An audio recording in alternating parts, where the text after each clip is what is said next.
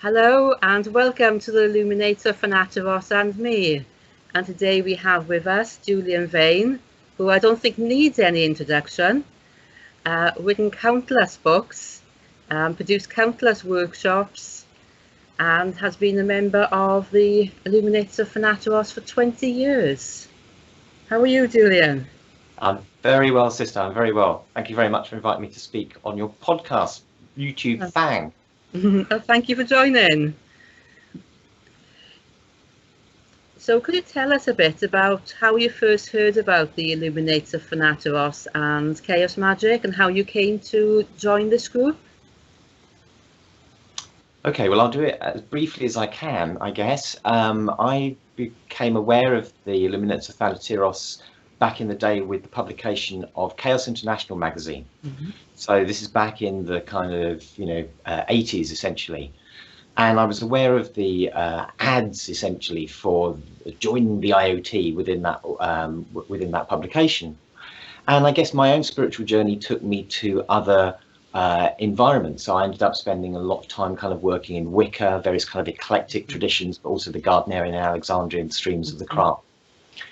And I guess I'd always been aware of the IoT, so I knew Pete Carroll personally and lived not very far away from him in Bristol. We'd go out to the pub together, and I would hear kind of like little snippets about what was going on, certainly for him and his experience with the organisation.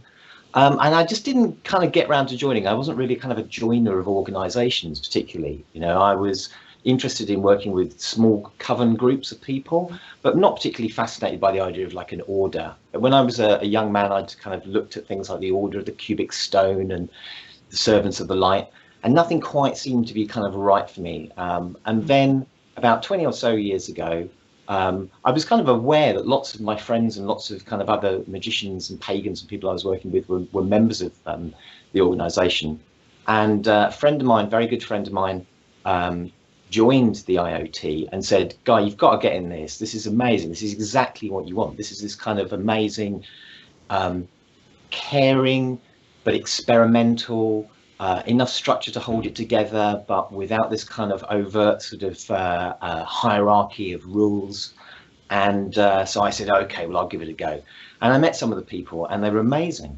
So yeah, I went through the process, went through the straightforward kind of Liber MMM as it was then, novice program, and joined the party. Excellent. So 20 years is quite a long time to be in one group. Now, what's made you want to make that commitment to a group for that length of time? Fundamentally, it's the people and the culture. So it's a culture of mutual respect, and it's a culture of great levels of skill. A lot of my teachers, I consider them my teachers who are also my brothers and sisters and satyrs of the order. I've learned loads from those people, absolutely lots and lots of stuff. And a lot of the work I present in the public sphere is things that I've been gifted with as skills and insights from the people that I've worked with. So I found it in a hugely rich environment, an environment, like I say, that's incredibly kind of respectful. There's a lot of kind of mutual regard for people. And the basic conspiracy of the IoT is that you too can be an amazing magician. And I really like that. I also really like the fact that although there's a structure, the structure is one of responsibility. So the typical IoT meeting is one in which there's a rotating role of responsibility for the different ritual practices that people bring. So I was able as a magician to bring things to that group, to share things, to get critical and positive, feedback for those experiences, to bring those into other environments as well.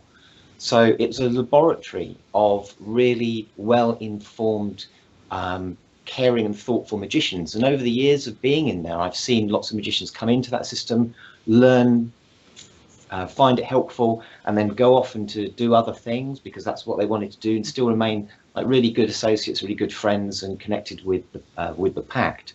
And I've kind of maintained that position, that relationship, because the culture and the people are what really attracts me. It's a really inspiring and supportive organisation. And I've gone through periods of my life, when I was having children and stuff, when I was kind of less involved. So my involvement has waxed and waned, but I found that the organisation has enough coherence that it carries on irrespective of kind of who's in it. So there's this really nice self-perpetuating culture of magicians working together. And the fact it's an international organisation is also really amazing. You know, I get to go to AGM events where there are magicians from North America and South America, all over Europe.